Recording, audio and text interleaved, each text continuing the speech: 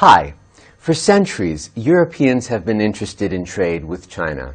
As far back as Christopher Columbus in the 1400s, European traders were trying to access China's resources. And with the Industrial Revolution sweeping across the continent, they had the means to get access and eventually precipitate the fall of a dynasty. Welcome to today's lesson, where we'll explore the question, how did imperialism contribute to the decline of dynastic rule in China? You have three goals to accomplish as you learn about imperialism in China. The first is to describe the causes and the effects of the Opium Wars. Then we'll explain how European powers increased their influence in China, as well as describing how the last Chinese dynasty collapsed. As you learn about imperialism in China, you will also learn some keywords. Let's look at them now. Here are your words to know for this lesson. Those in green, right over here, are your academic vocabulary. You'll hear them throughout your studies. The words in purple are specific to our lesson today. All of the words together are instituted, progressive, satire, isolationism, opium, spheres of influence, and tariff. Keep an eye out for these words to know in your lesson. You will see them again in the lesson summary. In this lesson, we'll explore the fall of imperial rule in China. We'll look at the Opium Wars and the growing influence of Western nations in China. Then we'll look at the Taiping Rebellion and how it weakened the Qing dynasty's control. Finally, we'll examine the Boxer Rebellion and how this brought about the eventual end to the Qing dynasty. Let's warm up by looking at a political cartoon. By the end of the 1800s, both European nations and Japan had compelling political and financial interests in China. You can see it in this political cartoon from 1898 titled China, the Cake of Kings and of Emperors. It shows leaders of Japan and European nations dividing up China like a wedding cake. On the left, we have Queen Victoria, and then William II of Germany. Next to him is Nicholas II of Russia. And then finally we've got Marianne of France and the Meiji Emperor of Japan. Well, we have in the background the Qing official being fully ignored, even though his hands and voice are raised with alarm. Why were these countries so interested in China? We'll learn more about satire up ahead in the lesson. We're working to answer our lesson question, how did imperialism contribute to the decline of dynastic rule in China? And in the warm-up, you saw that many countries had interests in China. So let's start our analysis today by looking at Britain and how it used the opium trade to gain economic influence in China. Chinese emperors had long taken steps to reduce foreign influence in China. The Chinese felt that foreign influences from religion to literature to manufactured goods would corrupt their culture, which they viewed as superior to all others. As a result, they pursued a policy of isolationism or seclusion and had no interest in European manufactured goods, so they limited trade to just one port. As a result of its isolationism, China was insulated from pivotal developments in Europe, the scientific and industrial revolutions, for instance. The West started surging ahead in the 1700s, while China began its slow decline. Europe's superior sea power and military technology slowly tipped the balance in their favor during the 1800s.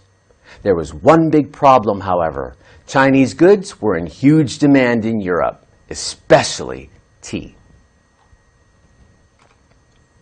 In the late 1700s, the British liked tea so much that they imported tons of it each year from China.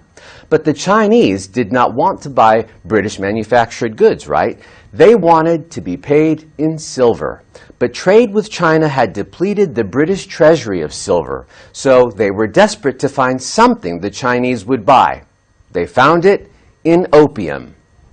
So Britain began exporting it to China. Opium is a highly addictive drug, so of course that made it a high-demand commodity. Well, addiction became such a severe problem that China banned the opium trade. So Britain smuggled it into China, importing it and exporting it illegally. Western desires for Chinese goods such as tea, porcelain, and silk pushed the British to continue exporting opium to China. In the early 1800s, opium addiction spread like fire across China as Britain continued to export it. Consequently, conflict arose as the Chinese and British clashed over the importation of opium. Let's take a look at what one Chinese official had to say about this. Conflict continued to escalate between the Chinese and the British, leading to the Opium Wars. And Britain easily defeated China. The Chinese Navy was no match for Britain's iron steamships or advanced weaponry, a product of Europe's Industrial Revolution. China's isolationist policies impacted them greatly. The Europeans now had the power to force the Chinese to sign a series of treaties benefiting the Europeans. The Treaty of Nanjing in 1842 was just the first. In 1842, the Treaty of Nanjing officially ended the First Opium War. The treaty required China to surrender the territory of Hong Kong and to agree to create a fair and reasonable tariff or tax on trade, and to allow Britain to trade in 5 ports instead of just 1. And China had no say in this treaty. They were in no position to deny the Europeans. And China would sign similar unequal treaties with France and the United States. It was clear that European and American influence in China was there to stay. This satire from 1840 shows just how much influence the British had. Here we see an Englishman ordering the Emperor of China to buy opium. Notice the biting dog at his command. Satire is a way of using humor to present someone or something as foolish, especially world leaders and politics. To decode the artist's message, simply ask yourself 3 questions. The first one, what do the caption and image say? The next, how are the characters featured? And then finally, why does the artist include particular details? Notice we're bringing in the perspective of the artist because that's where the message is coming from. Here, the French caption down below says, translated, I tell you immediately, buy the gift here. We want you to poison yourself completely because we need a lot of tea in order to digest our beefsteaks. Note the Chinese man lying on the ground, dead on the floor. With English troops in the background, one of them actually poised to use his weapon. What about the cannon sneaking in from the right of the picture? Why does the artist include these soldiers with their arms crossed, wearing heavy weaponry? This is a view of the battered Chinese defenses at the North Taku forts in 1860, at the end of the Second Opium War. Recall that the First Opium War was fought between China and Britain and ended in 1842. 14 years later, the Second Opium War, or the Anglo-French War as it's called in China, was fought by Britain and France against China. In this image, rising just above this pointed bed of stakes is a tall bastion, fully breached with gaping holes. As the weapon-clad soldiers in the satire we just saw showed, Europe's Industrial Revolution brought with it a new arsenal of firepower that forever reshaped the landscape of warfare. Remember that in this lesson, we are exploring how imperialism contributed to the decline of dynastic rule in China. You've already learned about the Opium Wars and how opium helped outside nations gain control of China. Now, let's take a look at the rebellion that severely weakened the Chinese imperial government, the Taiping Rebellion. China faced incredible pressures following the Opium Wars. Poor conditions after the wars led to a rebellion of 1 million peasants. Causes of the rebellion included famine and food shortages due to a population boom. By 1850, China's population had reached 450 million people. That's larger than the U.S. population today. This booming population combined with declining food production led to shortages. Another cause, lack of faith in the Qing leaders.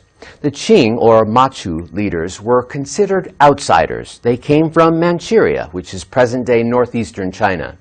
After their defeat by the British in the Opium Wars, they lost respect from many Chinese citizens. Another cause of the rebellion, government corruption.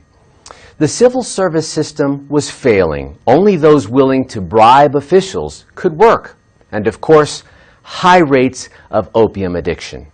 Having grown weary of the deplorable living conditions under the Qing dynasty, one man stepped forward to lead the rebellion. Hong Xiuquan was a village schoolteacher who became a radical activist and was heavily influenced by Christian teachings. A Chinese religious prophet, Hong believed himself to be the younger brother of Jesus, sent by God to save China. That is how he justified his self-proclaimed dynastic rule. Support for his radical views rapidly grew, and Hong eventually became the leader of the Taiping Rebellion, a rebellion that many scholars believe to be the most important event in the 19th century in China. Over time, the revolution spread. Taiping Rebels gained territory throughout southeastern China. And in 1853, the Taiping Rebels occupied the city of Nanjing and held it for 11 years. Our European forces eventually got involved and helped the Qing government defeat the rebels. Territory gained by the Taiping was returned to the Qing. This is a print of Britain's Royal Navy engaging with Hong's rebels on the Yangtze River in 1858. Notice the small Chinese vessel compared to the larger British naval ships. As we learned earlier, China's policy of isolationism insulated it from pivotal developments in science and industry, leaving it vulnerable against Europe's new iron war machine. As a result, not only was the rebellion eventually crushed, but it was ultimately put down. As a result of the rebellion, 20 million lives were lost, and the Qing imperial government was weakened, paving the way for European powers and Japan to fight for control in China, as well as Chinese revolutions that would follow in the 20th century. The rebellion led to internal conflict within the imperial government. Chinese leaders were split about what path to take: modernization, reform, and westernization, or forcible return to Chinese traditions. This put enormous pressure on China's leader. After the Taiping Rebellion, foreign countries developed spheres of influence in China. The Empress and other Chinese leaders were unable to resist this process. A sphere of influence is a territorial area in which economic and political control is held mostly by one state or organization. Spheres of influence divided China into areas of foreign economic control. China set up relationships with foreign countries that allowed exclusive use of ports in certain regions. China was powerless to stop this. Some feared that dividing China into economic segments along the lines of the spheres of influence could lead to colonies controlled by these foreign countries. The U.S. in particular was worried that the Europeans were taking over Chinese trade, so they proposed a different solution. One country who opposed the spheres of influence was the United States.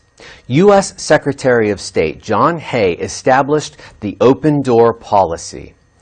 The open door policy allowed equal access to China's ports by all nations. This flew in the face of some of the imperialist intentions of European countries. Although it is in itself an imperialist attempt to open China to trade that it did not necessarily desire, it was designed to give all foreign nations the same access to China. Each country with a sphere of influence should maintain free access to ports, the open door policy said, and only the Chinese government could collect tariffs on trade. Remember, those are taxes on trade. And all foreign countries had to pay these taxes equally. The open door policy continued through several conflicts, right up until the end of World War II. Remember that in this lesson, we are answering the question, how did imperialism contribute to the decline of dynastic rule in China? You just learned about the Taiping Rebellion and how it weakened the Chinese government, allowing European nations to create economic spheres of influence in China. You learned that the U.S. open door policy gave equal rights to all nations in Chinese trade. Many Chinese were not happy about this increasing Western influence. They rose up in an event called the Boxer Rebellion. Let's take a look at China's leader during this challenging time, the Empress Dowager Cixi. China's leader during these challenging times was the Empress Dowager Cixi, who controlled the Qing dynasty for 47 years and at age 27 served as the regent for her 5-year-old son, ruling in his name even after his death, becoming the most powerful influence in the Qing government. She instituted or started some reforms, including modernizing China's military, constructing steam-powered ships and advanced weapons. However, other reforms were very limited. The new emperor, Wang Shu, was much more reform-minded than his conservative aunt, the Empress Cixi. He believed that by learning from constitutional monarchies like Japan, China would become more politically and economically powerful. So, Emperor Wang Shu issued a set of sweeping reforms and asked some of the country's more progressive advisors to help him modernize the government and economy. He called them the 100 Days of Reform. They included the construction of a railway, the founding of modern universities, and a modernization of the government's budget.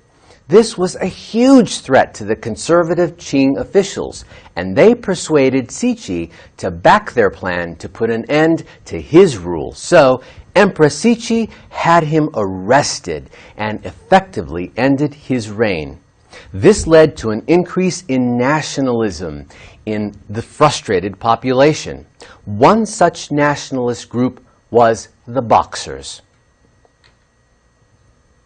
As the influence of Western cultures or countries spread throughout China, the Chinese people began to feel their traditions and way of life threatened. The Boxers were a group of Chinese peasants who resented foreign influence. They were nationalists who had a strong sense of identity with their country, so they formed a secret organization and began killing foreigners, missionaries, and Chinese Christians. Their actual name was Righteous and Harmonious Fists, but foreigners called them Boxers because they practiced certain calisthenic and boxing skills, which they believed would make them impervious to bullets. The Boxers resented and feared outsiders. They wanted to drive out foreign influences in China and preserve Chinese culture. and as discontent grew across the country, the resolve of the Boxers only increased. By the summer of 1900, the violence escalated when the Boxers attempted to seize the palace at Beijing, captured here in this image. Right here, you see the palace. Empress Dowager Cixi sided with the Boxers, and a multinational European force crushed the rebellion. Allied countries sent 20,000 troops to fight the Boxers. By this time, the Dowager Empress was not openly helping the Boxers, but she wasn't stopping them either. Let's take a look at the outcome of the Boxers' rebellion. After the Boxers were defeated, the foreign powers resumed their positions in China, and the Qing dynasty was irreversibly weakened. Population challenges and food shortages led to unrest, many unhappy with the threats to Chinese culture, especially Christianity, which they saw as a threat to Confucianism. And nationalists wanted to end the Manchu rule, which it saw as foreign, and democratic reforms as well. Years of isolation resulted in China being unable to resist foreign influence. This was too much for the Qing dynasty, which did not take quick enough steps to reform, weakening it, and finally leading to full-scale Chinese revolution in 1911 and the end of dynastic rule in China. Let's check out what you've learned. Let's review the time period you've been learning about in this lesson. It covers 1800 to 1900, with the First Opium War from 1839 to 1842. A few years later was the Taiping Rebellion. And of course, a few decades later, in 1900, the open door policy was established. That same year was the Boxer Rebellion. With all of these rebellions and wars, by 1912 came the end of the Qing dynasty. What else was happening in this time period in other parts of the world? Well, in 1869 was the opening of the Suez Canal, which gave Europe access to the Middle East and the Far East. And finally, in 1884, the partition of Africa, where spheres of influence were established there by foreign powers, much like they were in China in this time period.